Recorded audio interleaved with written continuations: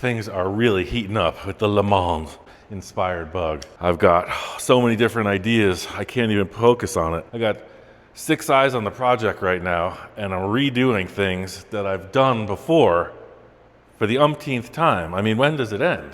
It's getting a little bit out of control. Or is it? I mean to say, we've come a long way, baby. Do we delete the taillights now? Heck no. We got this cool thing across the back to replace the original engine cover. That's right, we're going back to the future. Like that? We're going back to make it even better.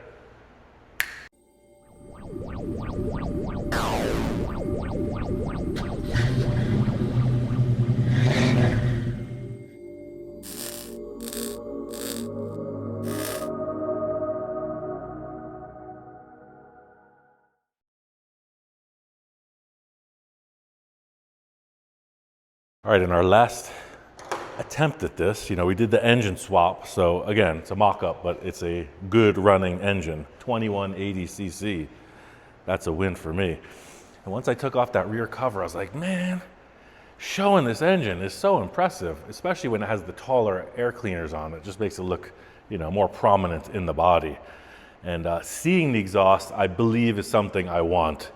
When it was covered up, it looked a little muted. I mean, maybe for a day-to-day thing where maybe you don't want somebody to touch the engine, okay, but full show car, race inspired. So I believe some kind of a rear wing would be appropriate. Through a line with that tube, with the floor jack, came up with this little side piece that may or may not represent what's gonna happen here.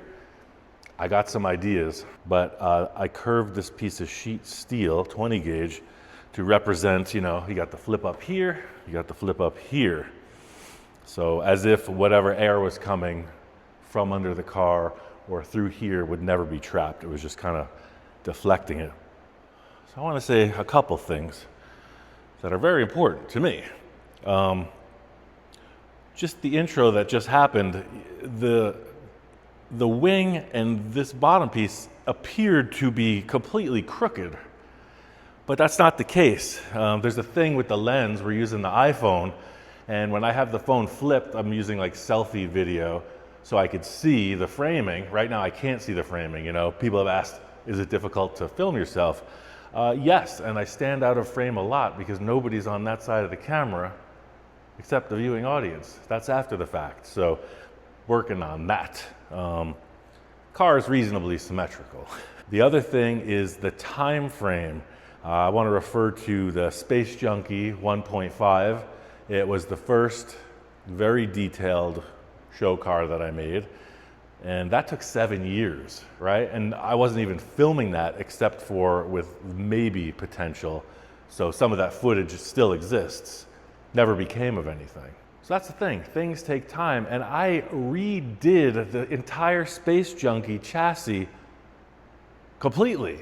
Like, it was good, it was a roller, and I threw it away and built a new one. So what you're seeing here is just my method. Sometimes I get in a mood and I change my mind, and sometimes it's for the better. So I'm thinking that's the case with this. All that aside, let's start building. So what I'm attempting here is at the request of our community. Some people want more close-ups. I was going really wide with the camera. There's different settings. So the wide open setting, the 0.5, it gives more of a fisheye lens when it's close up. So now I'm using another setting, but I notice I tend to step out of frame a lot. So that's the give and take without having a camera operator, because having a camera operator makes me self-conscious. Let's find the center of this. I believe it's 6 feet. 6 feet 1/2. Oh, we're pretty much centered right there. I'm gonna center this under the pulley. Looks like about there. Just bring that over a smidge. Now, I wanted to make this, I used that jewel box term where the engine appears to be jutting out of the body. So we're gonna cut this fin. We're going just about 6 on that fender. Yeah, roughly the same. Like that's even. Now, I don't want this to be touching the fenders. I want it to appear to be floating. I got a whole thing going on in my brain. That will be revealed soon. What's a good distance to come off that to make it convincingly floating? Maybe 3 inches? I think so. So we're at about 5.5. So 2.5. We'll bring it to 3 inches. So we need 2.5 from here where it's actually hitting the engine. Let's come in 3 because we don't want it to hit the engine ever. 3, 3. And we're just going to use this as a little feeler. We want that to give us room on the case.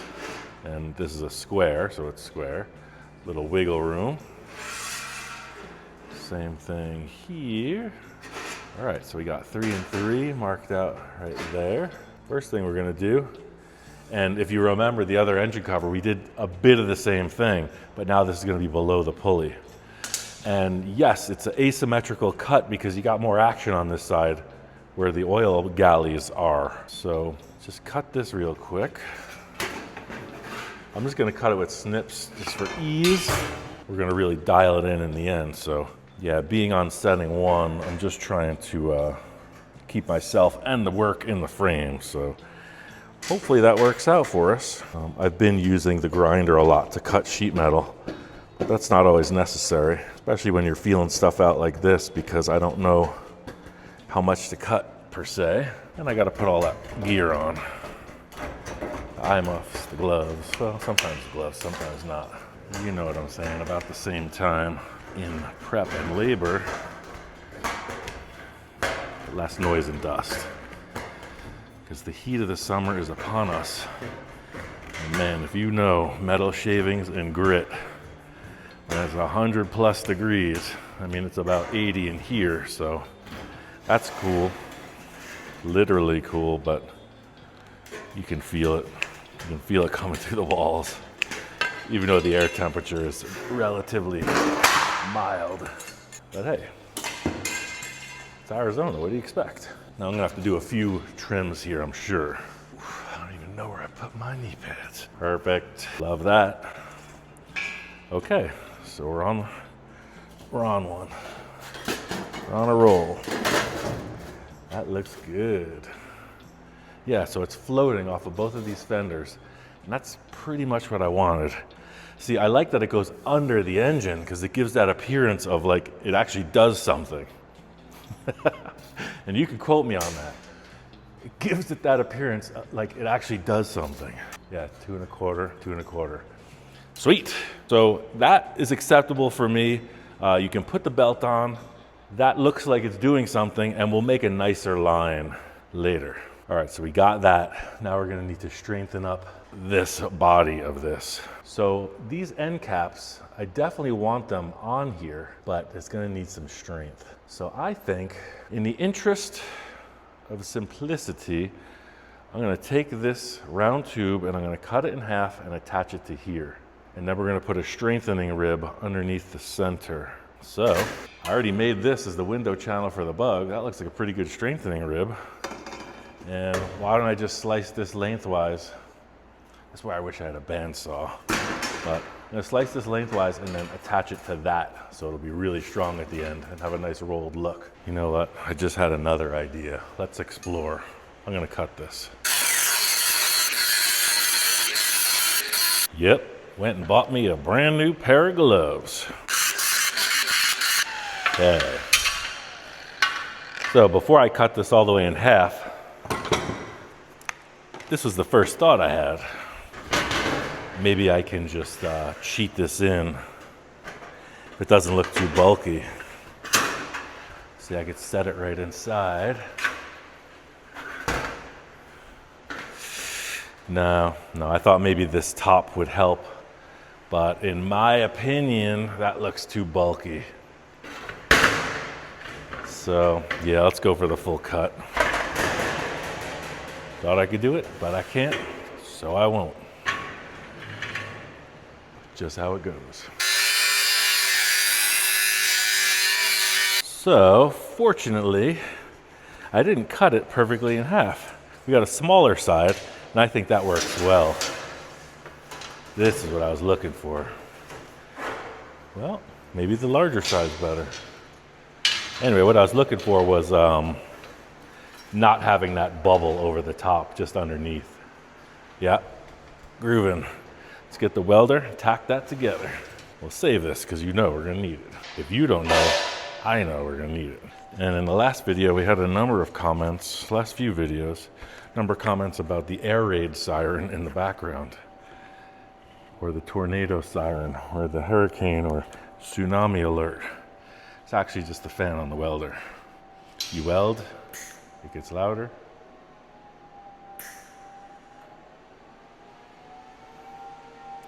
Everybody stay calm. Set that welder to bliss, to perfection. I think right around there seems good. So this is what I was saying. All right, this is what I want to see. We're gonna go right down the lane. Bring this right to the edge. You know what I just realized? I need my dang glasses. I also gotta trim that a little bit. Let's do this. I'm gonna start at this end. That end's kind of yuck. Or do you just want to flip this? Yeah, I like this better. Let's do this. It's not a perfect cut. I'm just choosing the path of least resistance.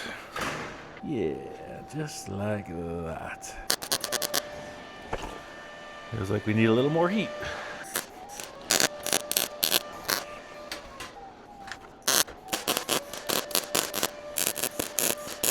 Now, if I had the cool ass fabricator shop, I could have just made this whole return out of sheet metal.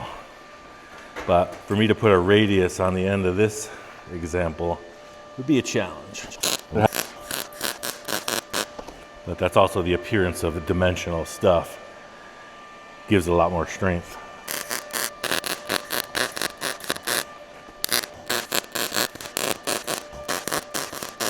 Ooh, I think I just cursed myself. I just thought about how much wire was on the spool in the machine. And usually when I do that, it's about to run out. Who wants to bet that in this episode, the wire runs out? I'm feeling a little bit of something in the feedback of this.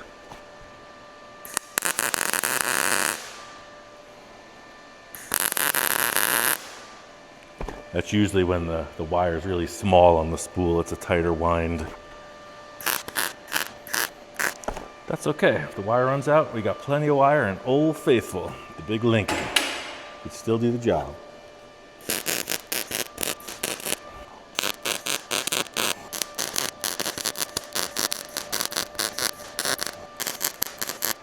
Right. That looks good. We're gonna take votes. Want to take bets? What do we do? Do we vote or do we bet? Let's look at the spool so we don't end up in the middle of a task with no wire. Reload, we still got some miles on her. So maybe you haven't seen the inside of a MIG machine. This spool is what's feeding the wire. So it's actually turning and pushing it through. These are the rollers that push it through. So I'm gonna do a little welding and you can see how it unrolls. Each time you press the trigger,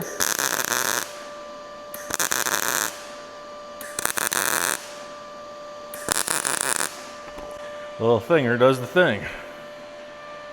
Yeah, all right. Now we got this really nice, straight 6-foot piece, but we need some strength, as I mentioned. That looks decent, but I'm not gonna tack that yet. What we wanna do is put another strengthening rib, because this is gonna need, sort of like the rear fin on the car, it's gonna need some, things to come in and grab it. So remember I said we're gonna use the other half of this? That's right. And is that not a perfect fit or what? Lovely. So let's just measure this off. I'm thinking we're just gonna start right here and then we'll twist it to fit. Yeah, like that. So if this does take on a little bit of a turn, I'm with it. Like, I'm totally cool with that. 4, look at that, it's even. Amazing, just guess.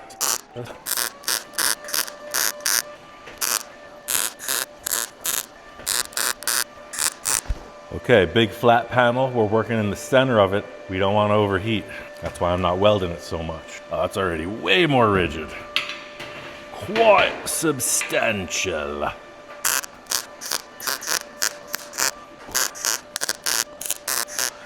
And I think that's pretty much going to do it for that.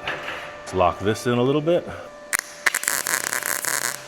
Turn this welder down because we got a bit of a gap. And I'm not trying to deform any of the metal by hammering it at this point. So we're going to bridge the gap where it's not really attached.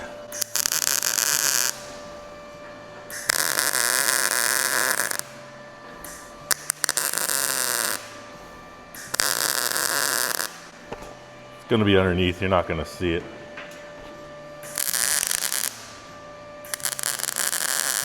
My main interest is just strength. Okay. Yeah. Gives it a nice organic shape too. Something I was not expecting. I'm gonna cut those two ends off. I got a weird little mark here from the sheet metal break, but we'll get that worked out. Let me cut these. All right, now if this, it changed shape significantly, like it's pretty bowed. But I like that, but it may not look good on the car. All right, I let this thing set and cool for a second. I'm just gonna lay this on the ground and see how bad this thing's become. That's reasonably warped, but I think that might work for us. It's a nice even arc. I could live with that. Give it a little flow as this one appears to come down. I could live with that. All right, got some strength. Set this in place. Yeah, we definitely want that to come up just a touch. And we want this to come up as well.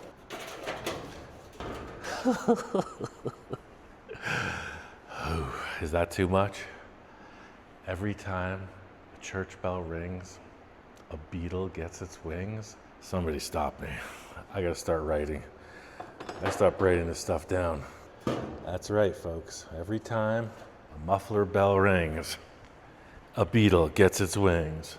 I'm with it. Let's go to the side view. Man, that's aggressive.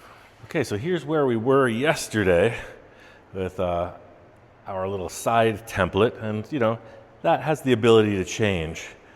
Let me just make sure that these are even. I think it was 2 1/4. So this is what I was thinking. You know, if we do pull this rearward, yeah, I think I like this. Maybe we stretch that out a bit. How do you feel about that? Do I need to come back there and look at the camera? I think I do. Yeah, I like it. I like it. I think this is a little bit too chunky though. I mean, it's not gonna sit at that orientation, but I feel like it comes too close to the ground. Feel like, you know, it's just weird that it has that piece of discoloration. I feel like that is a little, it just looks bulky through here. I feel like that is a little bit sportier. See, it's a little more upswept, and it may end up being a little bit longer in the end, but I want this to be light. I was thinking first that I would use that aluminum, but then I'd have to bolt it on. So I have 20 gauge steel for this skin of the wing. So I have some 18 gauge, but I wanted this to appear chunkier. So I have an idea. Yeah, doesn't that look better?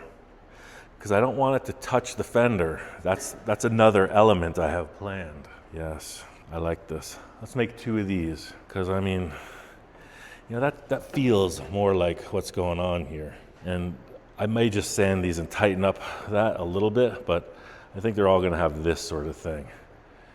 You know, maybe just a little bit more of a dip back here, but I can tailor all that after they're built.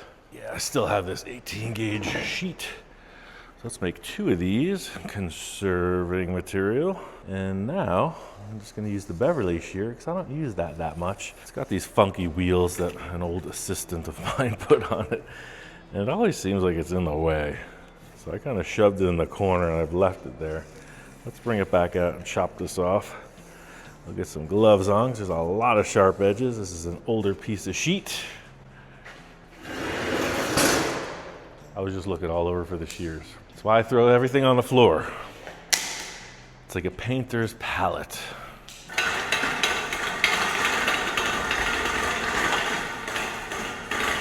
Hear that nonsense? Those shopping cart wheels seen better days. I had to work on that thing. Ideally, it's bench mounted or pedestal mounted with a lot of room around it. That's not going to happen in my lifetime. I think this is the end game for my workshop. Not that that's a bad thing, but I'm not going to get any more room. Our outside is reasonably substantial, but that is seasonal. I'm just saying, a man's got to know his limits.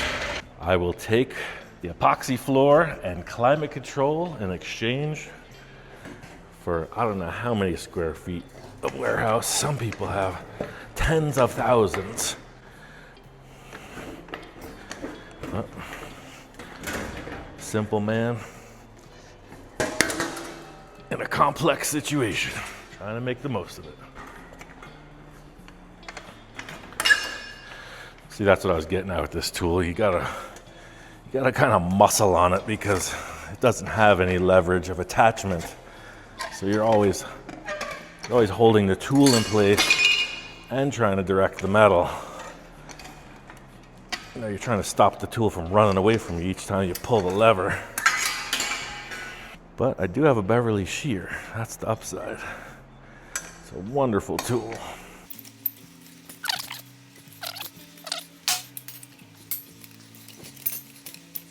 And honestly, I've worked in some pretty large square footage shops, and square footage does not necessarily mean the best work environment because sometimes you're walking around. I mean, walking. You gotta do one task, you gotta go across the whole space.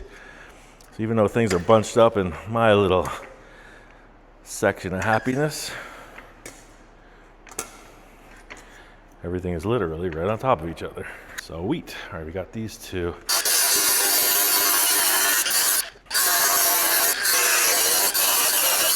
Yeah, so reasonably lightweight and quite rigid.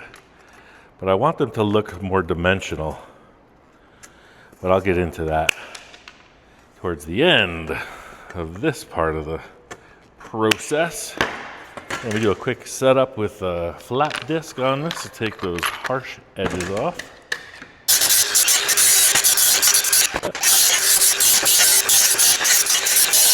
These two are cool, ready to rock, but I'm going to build the brackets so that thing is centered and level before I attach these, so they look appropriate with the fender, if that makes any sense. Okay, so now here we are under the belly of the beast. This is the old bracket, so this here unbolts right at this point. This round tube goes up to the chassis, the frame horn, and this goes out to the fender. So I think I'm gonna weld to this bar, come up and grab these two. And that'll be it. First I'm gonna measure side to side and then come up with a plan. What I'm seeing first is that the other side is out a bit more. So coming on the fender, that's about a lot. Oh no, they're very close, my bad. Yeah, looks like there it is. That's even. So nobody move, nobody flinch. That is set. This height at this corner is 15. All right, so what do we need to do here? We're gonna come in like this. 17 and a half. Dang, that's a pretty good amount of leverage. I think I can come vertically down from there. Maybe we'll go through this. Yeah, let's do that. 17 and a half. Here we're gonna need 2 pieces of steel, 17 and a half. I'll be right back.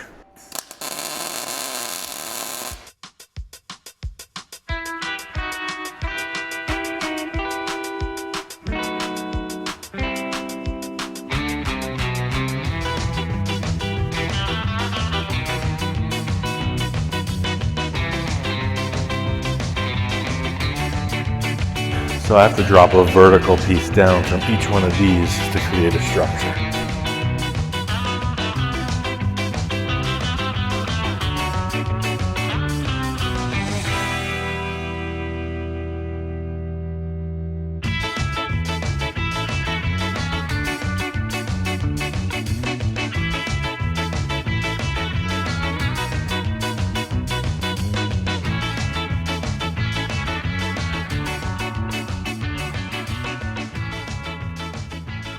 right, it's right where we want it to be. So the last part of the puzzle are these two. This is reasonably secure. It's going to get some more, but of course we're always trying to figure out what is what. So I feel like I'm going to tack this right here, and then I'm going to stand back and pitch that up or down. And we're going to match the other one. The last part of this is where it gets really weird. I don't really have anything to prove the concept, but I'm going to talk it out. So I feel like if I had a welding helmet, it would probably be a lot better for my eyes. There we are. Here's a welding helmet. So I'm looking at that. I like this, just like that. Now we just got to decide how it sets, you know? I think it sets just like that. Still might be bulky. Still might be bulky on the bottom. Just giving a little visual. Basically, looks like that. Like that. So that really flares the back of that car out. Pretty massive. So the only thing I feel now is that that's too low. Yeah, the angle's a little bit weird. Let's redo that. You do that with the grinder. And for that, I'm going to use this piece of round stock. So I kind of came up with this idea on my own. You know, working with Victor, we're always trying to envision stuff. So I started just taking pieces of steel to see what they do, right?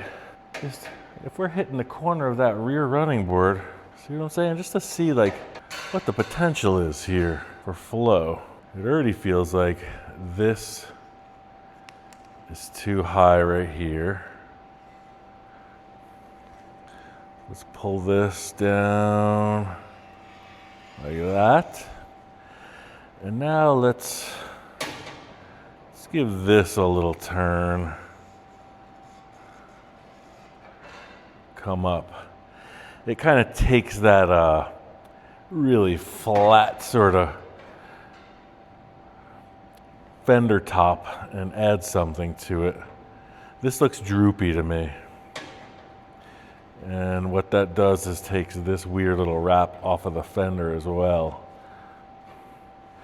So again, nothing like the real thing. Let's cut through lower than this and go right into that fender. And I think we're there.